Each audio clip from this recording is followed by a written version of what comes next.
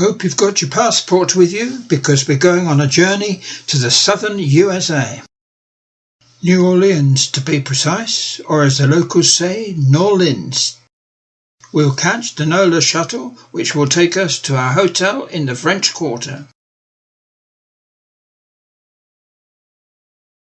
where I hope you'll all be comfortable and enjoy the views from your balcony.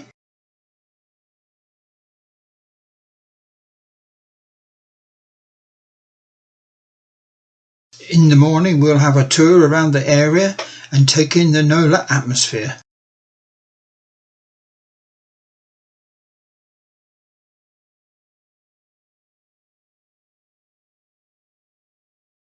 There's Preservation Hall, a musical venue in the French Quarter founded in 1961 to protect, preserve and perpetuate traditional New Orleans jazz. Colourful streets.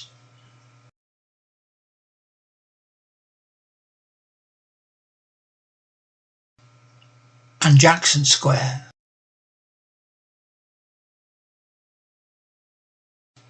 A major feature of these streets is individual musicians and busking bands.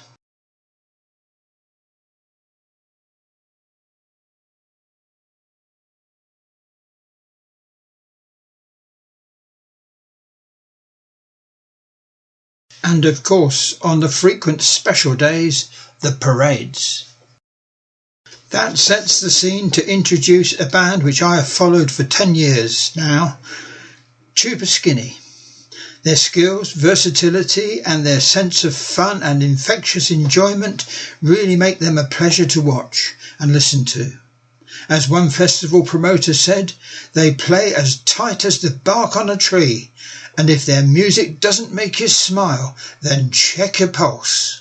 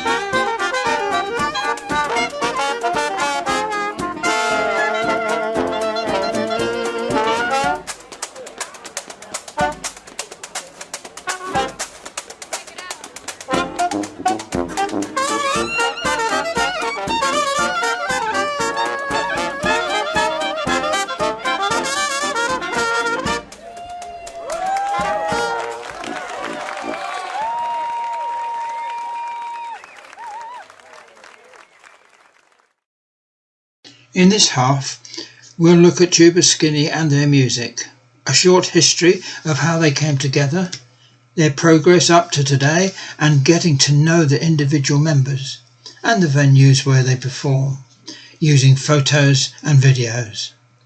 After the break, we'll have more videos tapping the rich seams of their musical talent.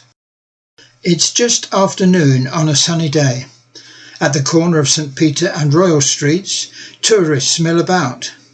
They pause to look in the antique shop windows, sniff soap samples and sip walking beverages. On the curb, Tuba Skinny are just finishing their lunch break. They eat the last few bites of bananas and sandwiches from Rouse's, which is right by the spot where they play. Tupelo, Barnabas's dog, eats the leftover bacon. This is him on the way to the busking spot. Sadly, Tupelo has since died. He was well known for scratching in time with the music. Shay Cohn makes the traditional New Orleans call to arms with her cornet. Ba-ba, ba-ba. The 7 members of the band slowly settle into their seats, which are arranged in a sweeping arc in the street.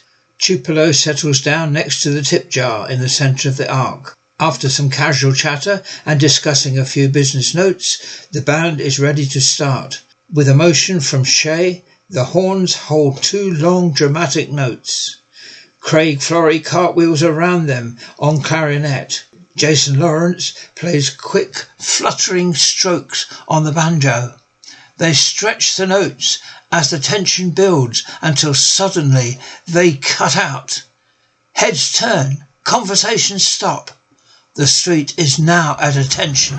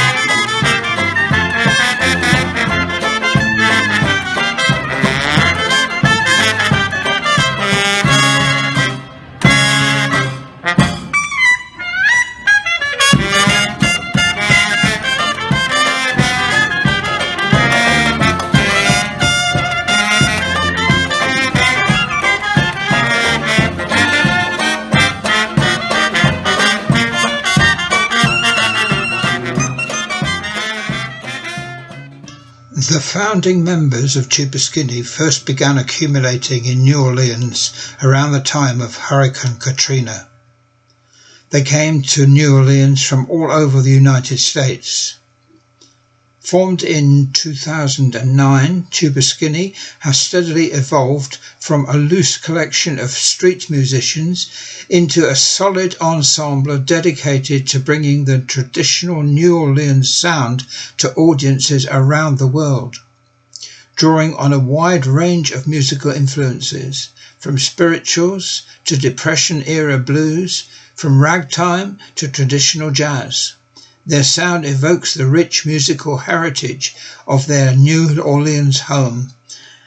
The band has gained a loyal following through their distinctive sound, their commitment to reviving long-lost songs, and their barnstorming live performances. Cornetist Shay Cohn had come down with a friend from Boston. Trombonist Barnabas Jones had come from Virginia, riding through on trains until he finally anchored himself in the city. Vocalist stroke bass drummer Erica Lewis had come from New York's Hudson Valley to visit wintering circus friends. Todd Burdick, the tuba player, left Chicago and had been travelling around before he came to rest in New Orleans. And washboard player stroke drummer Robin Rapuzzi came to the city from Washington State to find inspiration to write. Most of the band's roster throughout the years have found themselves in the city that way. Shay says a lot of us came down here without the expectation that we would be doing what we are doing today, but we were all drawn to stay here because of the city's rich musical legacy. We're all transplants from different parts of the country, but we share a deep love and respect for this city. The vibrant brass band culture, the deep-rooted traditions of celebrating life through music, the fact that you can go out on any given day and hear something mind-blowing, these are some of the things that make New Orleans one of a kind. Tracing when and how and why Tuba Skinny came together means sorting through a tangled mix of bands and styles and busking locations. In a nutshell, they started out busking in string bands such as the Dead Man Street Orchestra on Jackson Square. Even then, the idea for the band had begun to incubate. Barnabas Jones says, "We had this talk one day when we were with Dead Man Street Orchestra, and I remember that Shay said, wouldn't it be great if one day we had a brass band?" They eventually transitioned to playing traditional New Orleans jazz in various bands, such as the Muscat Ramblers and the Loose Marbles. It was through playing with the Loose Marbles that many of Tuba Skinny's members learned to play traditional jazz. A lot of us who later formed Tuba Skinny got our start playing early jazz with them, says Shay. When she initially came to the city, her background was largely in classical piano. When I met Ben and Michael of Loose Marbles, I started experimenting with playing jazz piano, which was new to me. I learned a lot by playing those tunes with them. Eventually, she transitioned to the cornet. I was staying at a house where there was a little collection of abandoned, flood-damaged instruments. They were all messed up. Barnabas and I were trying to figure out scales on the trumpet together, and it was just so fun. I got really hooked. I had never played a wind instrument before, and it just felt really powerful. Sometimes the Loose Marbles would invite me to play second trumpet with them. Todd Burdick recalls the same kind of introduction. I hadn't really played much traditional music, just some punk and experimental stuff. I was playing percussion with them, and they started teaching me chords. Barnabas had a guitar that he eventually gave me. It was like learning from the ground up with them. Eventually, as various musicians cycled in and out of the Loose Marbles, new groups were created, including Mashia Lake and the Little Bighorns, and of course, Tuba Skinny. Their name has always been a curiosity because of its obvious reference to revered Jackson Square musician Tuba Fats. Its origin has become part of the ever-building folklore about the band. Todd Burdick remembers, I'd be biking to the quarter with the tuba, and there was this guy who would yell, "Hey, look, it's Tuba Skinny." So there's a reference in name to Tuba Fats, but we don't have any direct tie to him. But the significance of the name and the musician behind it are not lost on the band. We do have an admiration for Tuba Fats because over the years we've heard how he kept music playing on the streets, which is of course important to us, and we've befriended musicians who've learned a lot about New Orleans music by playing in Jackson Square with him, explains Shay. He was like a folk hero for street musicians' rights, recalls Barnabas. Tuba Skinny officially formed in 2009 and quickly established itself as a fixture on Royal Street. Everything seemed to happen so naturally with us. We really just wanted to keep playing together and were propelled by the energy of playing for crowds on the street, says Erica Lewis. Robin keeps the beat alternately on the bass drum and washboard, gripping a drumstick between his teeth. Craig, Shay and Barnabas create musical dialogues which blend seamlessly around each song's mood and melody.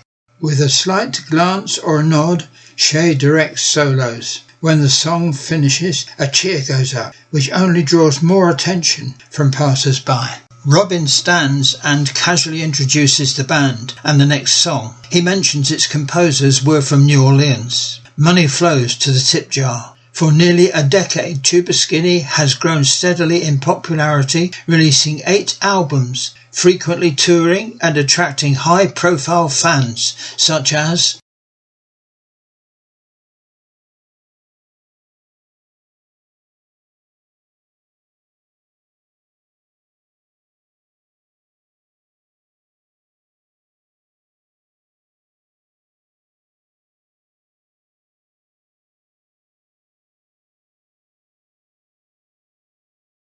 They've garnered fans from all over the world, young and old. There are a myriad of factors that lend to their appeal, but first and foremost is their music.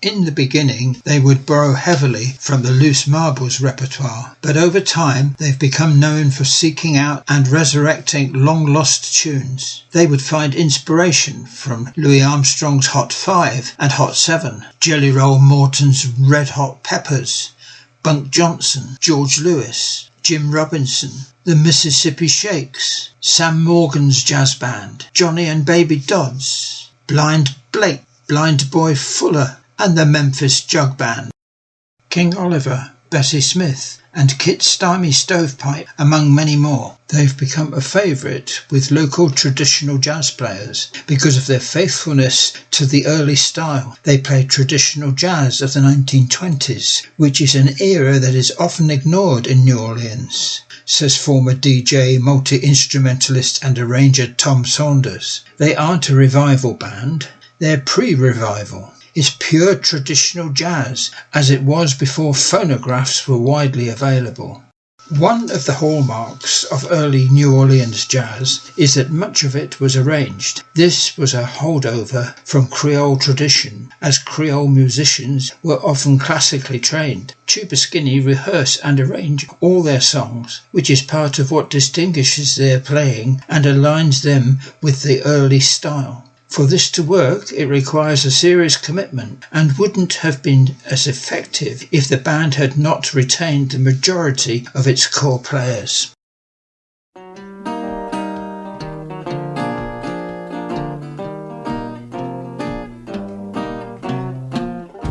My name is Steve Pistorius, and I'm a piano player, and I specialize in early jazz music, particularly that of Jelly Roll Morton and the early piano players from New Orleans. I started listening and hearing Tuba Skinny pretty much from the time they started around 2009. And I've always been excited by their concept and their love of the music and the way they play together as a team. They have a collective of people that play in their band that through the years I've heard them. It doesn't matter what the combination is, everyone loves the music so much that they know their job in the band. And the essence of New Orleans jazz is something called collective improvisation. It's the voices and the different horns and different instruments that talking to each other, having a conversation. It's almost a lost art. They play a lot of ensemble, and every configuration I've ever heard of this band, everyone knows what they're supposed to be doing at any given moment, and it's a beautiful blend. It's always just flawless. And this comes from love of the music. You have to really love the music to be able to do that. That's the main ingredient. We choose songs that we enjoy, and a lot of songs work well in the traditional jazz style, we've found. So it's fun to incorporate songs from different eras. Like Greg likes to sing a lot of R&B tunes from the 50s, and that's really fun to throw into our repertoire. We like to play ragtime. A lot of us also like to write tunes. And yeah, it's fun. It translates well into the style. Tuba Skinny's approach when they're doing new material that they've written or other types of music, you can do that within the confines of traditional jazz, the principles of the music, as long as you love the music enough to stay within the boundaries. And that's what they do. So, I mean, you can play lots of different types of music. So their original music sounds like early jazz music because they adhere to those principles. And it works. I also love the fact that they're not a repertory band. They don't do note-for-note transcriptions of anything, thank goodness, because anybody can do that. It keeps the music alive. It's not museum music. Some people hear our music and they've been fans of this music for a really long time, and they're very excited to see it continuing to be played. And other people have never heard of it before, so it's fun to introduce people to this style of music. We always try and let people know the sources of a lot of the music that we play so that they can check it out for themselves. Well, yeah, we'll definitely get shows where it'll be like, you have like swing dancers who really study the music, or like shows where it's a sit-down concert and it's older people that are really into it. And then we'll also play like, it'll be like a barn full of hippies dancing, like just wiggling hippie dance, so farmers, it's like, it can be whatever. That's what's kind of cool about this type of music, is that it is actually enjoyed by a lot of different people, like with different backgrounds. I just love it when people dance. Tuba Skinny stands out to me because they are about the music. While they play it in their own way, they respect the style of early jazz. I just think they're all great people, every single one of them in the band. I like them all, and they're all really fine musicians on their own, but it's the collective effort that really works. The teamwork. That's the essence of playing this music, is playing on a team. So they all come together and play together. I've been fond of telling them when I hear them play live, I'll usually shout out, "You're a blessing to my city." I've been saying that to them for years. And I mean that from my heart. Well, Erica was telling me that her dad, who's a musician and a baker and a beekeeper and many things, he would get the Our Holy catalog when she was growing up. And so when she told him that we won the award for the year, it was like one of the most proudest moments of his life. He was just like, oh. I'm Shay Cohn of Tuba Skinny. And I'm Todd Burdick of Tuba Skinny. And we are very, very honored to be receiving this year's Our Holy Award. Thank you. Thank you.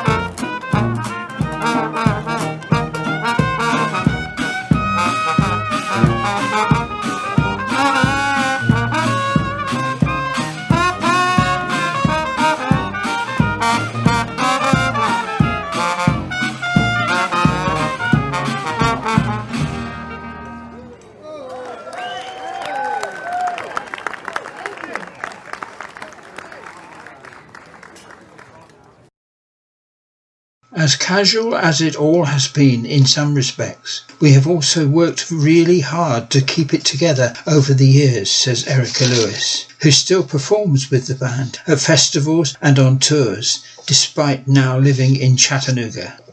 After a few years, singer Erica Lewis hit on the idea of using a bass drum.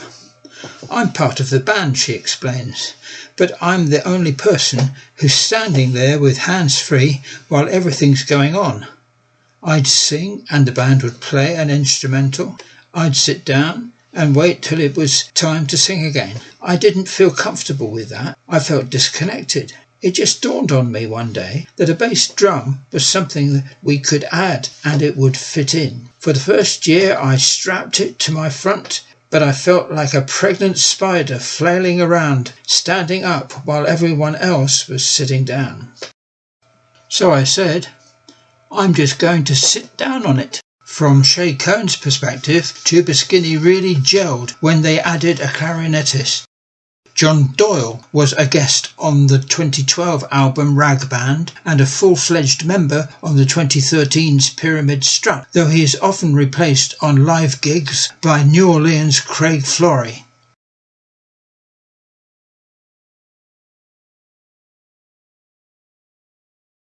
Shay goes out of her way to emphasise that Tuba Skinny adopted the cornet, trombone, clarinet triad, not because that's how it was done on the famous recordings, but because that's what sounds best.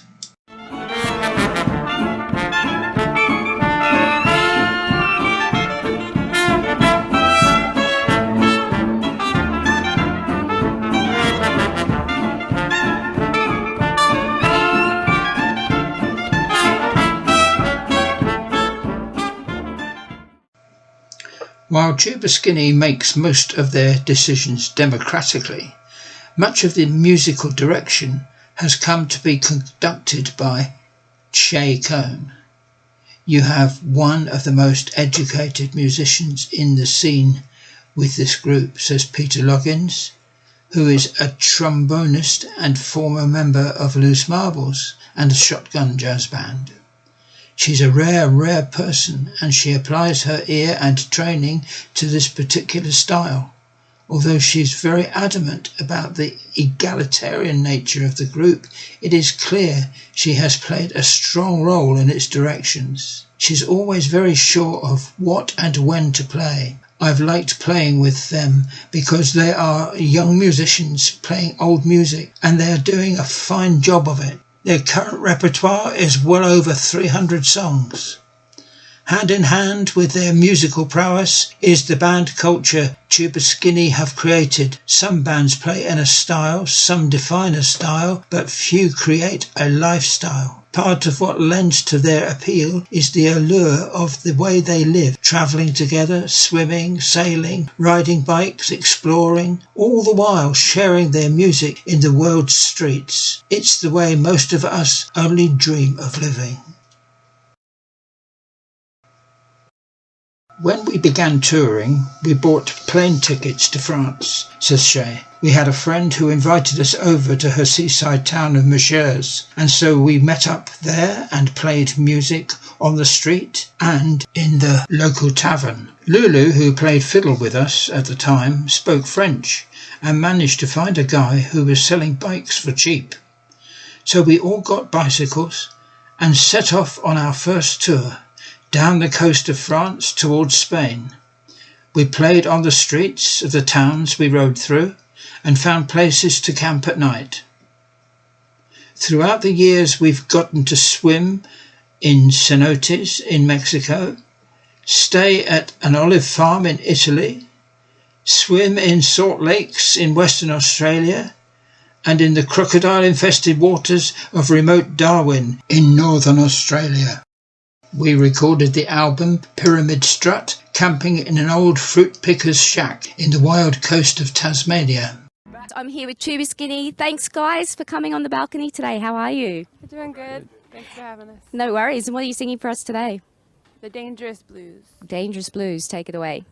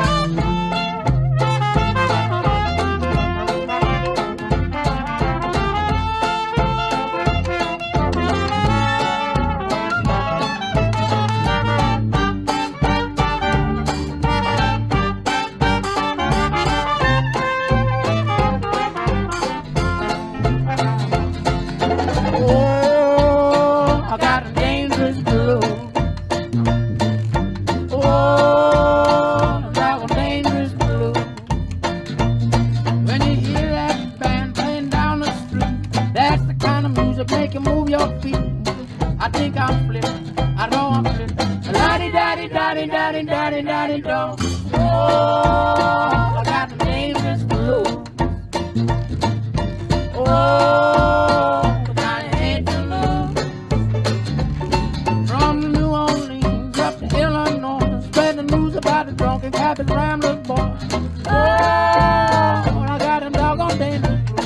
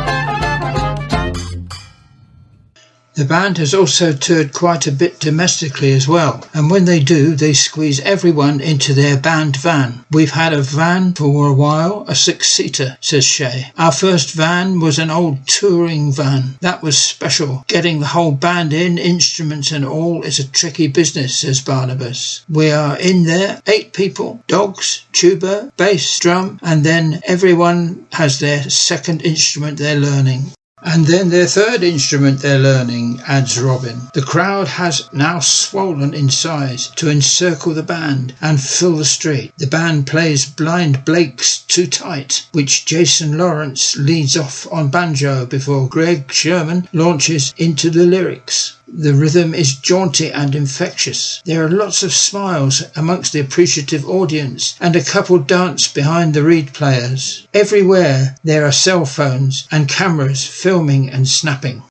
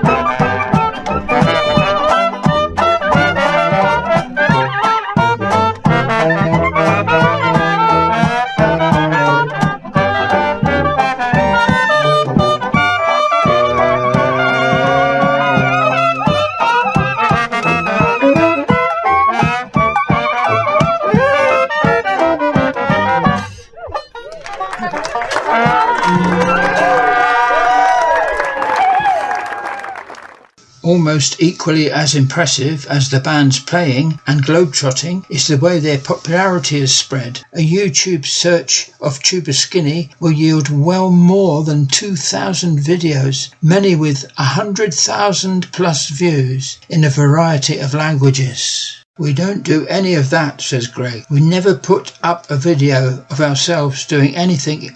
Indeed, the group does not have a YouTube page. All of the videos of them are fan-made.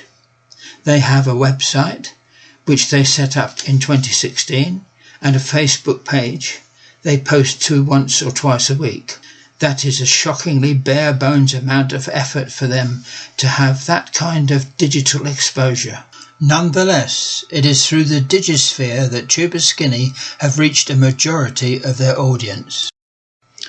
One blogger to whom I'm indebted for much of this information, who goes by the pen name of Pop's Coffee, has established himself as an authority on Tuba Skinny.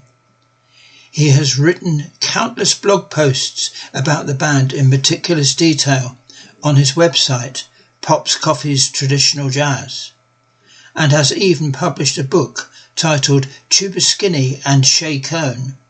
It's impressive coverage. But here's the kicker. He does it almost exclusively via YouTube videos because he lives in Nottingham. He's been to New Orleans a few times and the band have met him briefly before. But for the most part, he gets his info about the band from YouTube.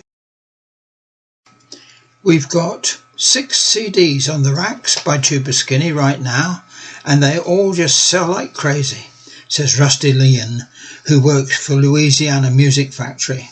They've been our #1 seller for at least the past year.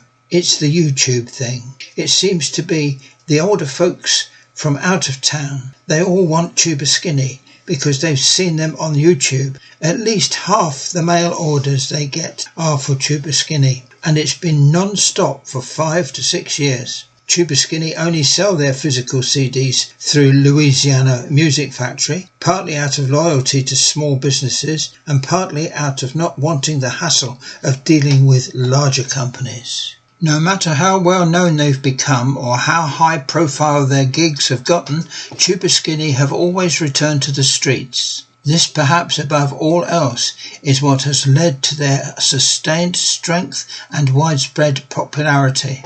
There's nothing like it, says Peter Loggins. They play a concert and then they go to the street. They do this to stay in touch with the culture and the lifestyle. The authenticity of playing on the street also exposes them to a much broader fan base. While playing in jazz clubs exposes bands to audiences who have more understanding of the music, it can limit their exposure to only niche enthusiasts. We continue to play the street because it's a public space, says Shay. We get to play for everyone, old, young, rich, poor, people from all walks of life. It keeps things interesting because it's organic and unpredictable.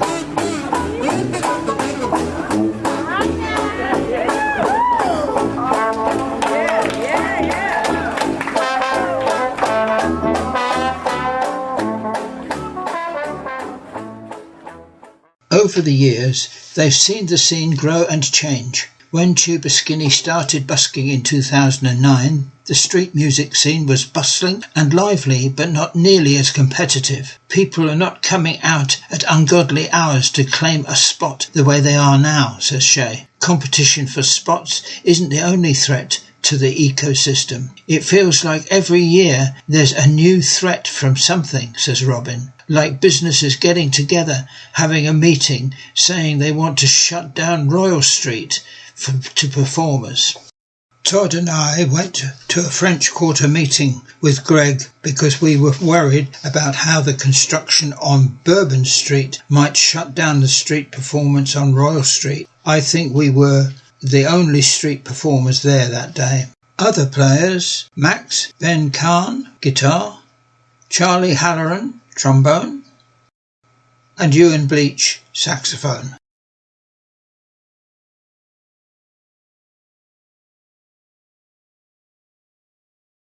In this session, I'll try to give you a good cross-section of the talent, fun and close teamwork achieved by Tuba Skinny.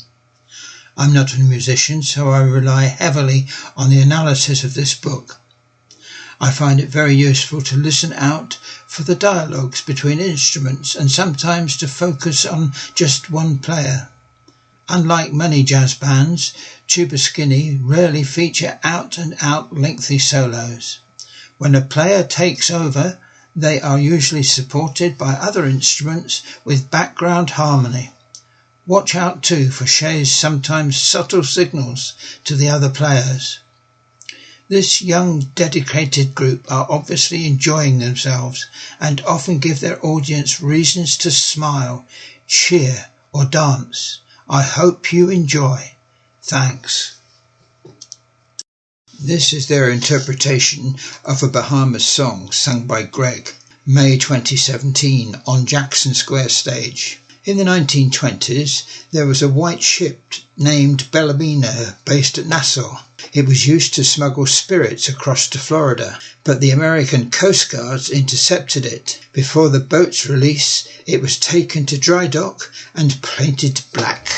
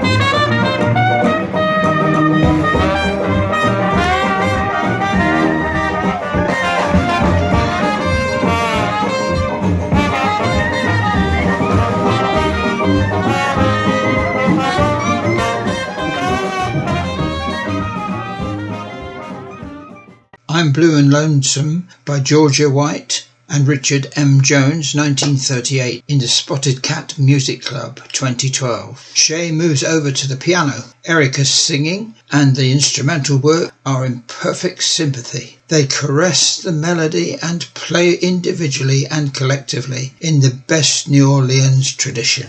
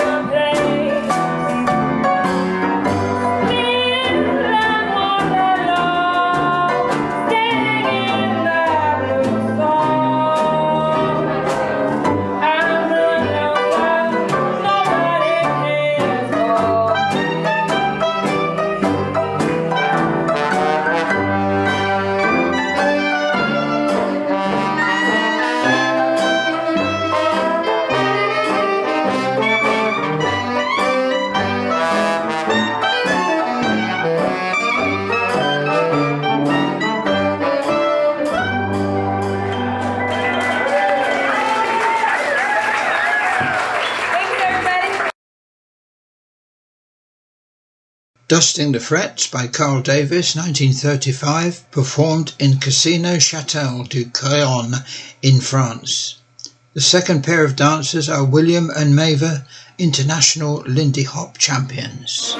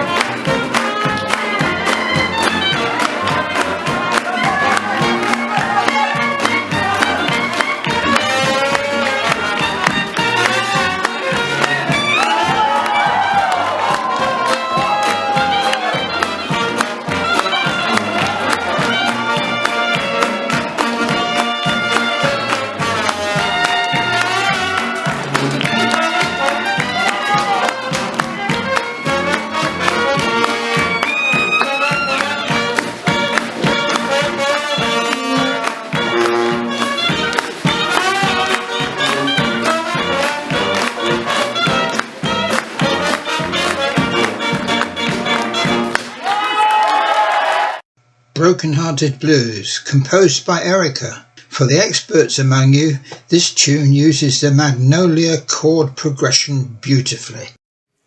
Thank you, folks. We're going to do an original tune. This one is called Broken-Hearted Blues, and Erica's going to sing it for you.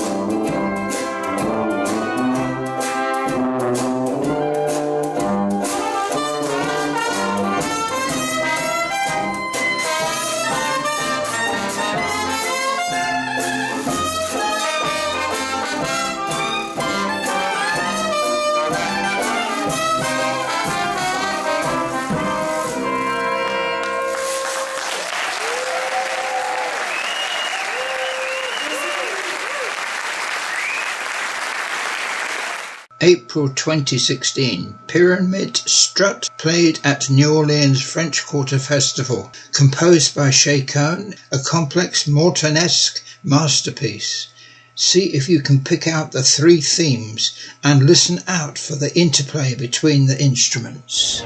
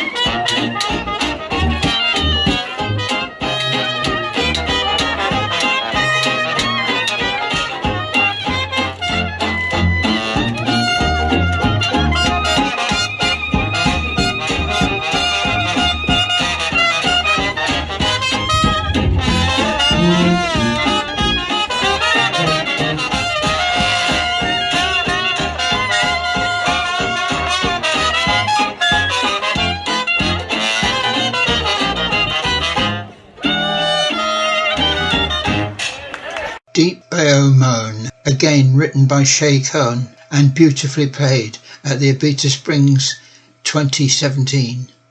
This demonstrates how sensitive, soulful jazz can touch you if you are feeling low.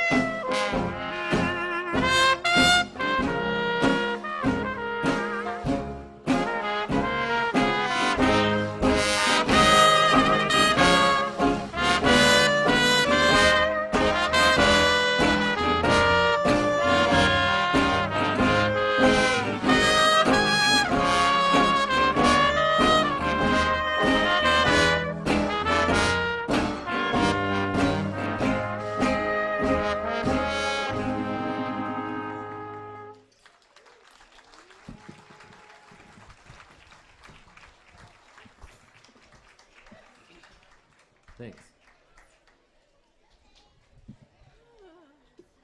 Dusty Rag by May Alderhide, 1908. Royal Street by the Law Court. Intelligent, tasteful, and perfectly blended with the interweaving harmonies. Nat Morrison in the Straw Boater was a buskers champion. He died in August 2020.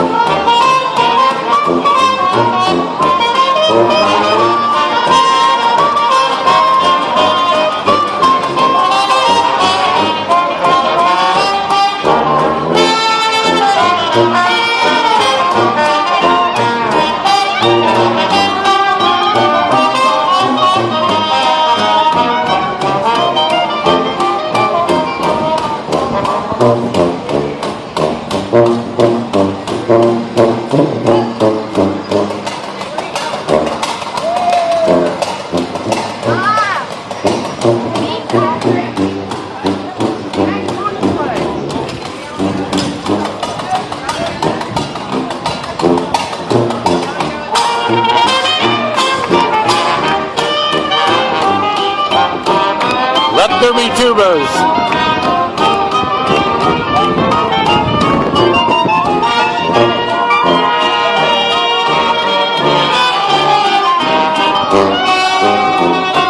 I believe this band is called Tuba Slim.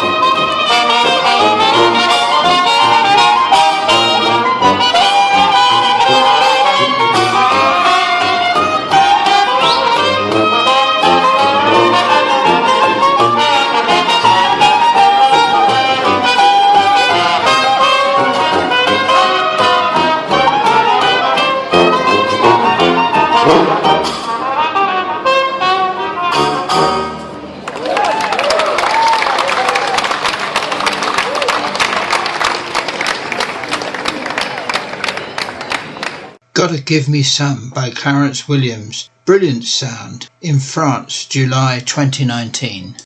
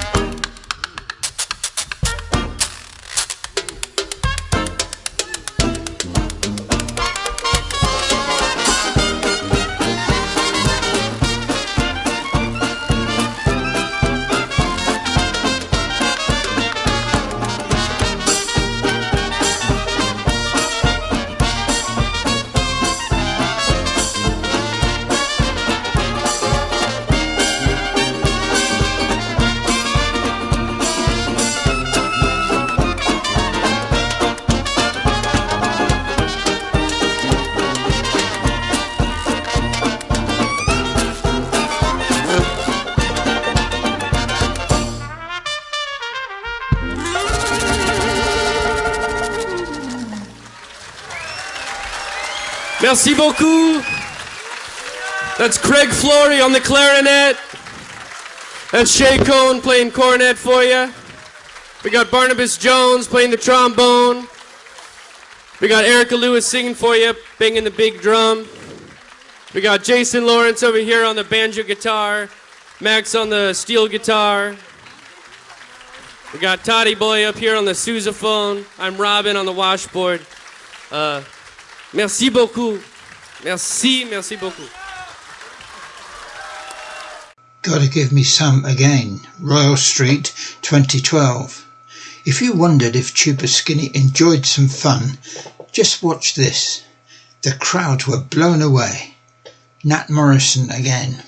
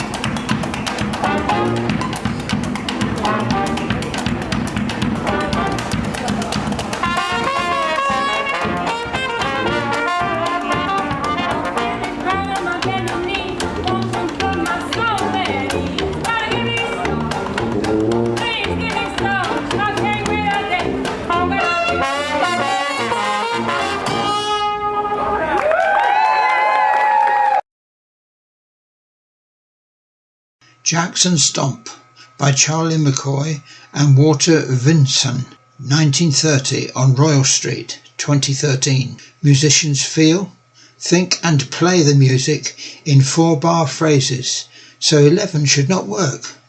Yet Jackson Stomp really has 11 bars. Check it.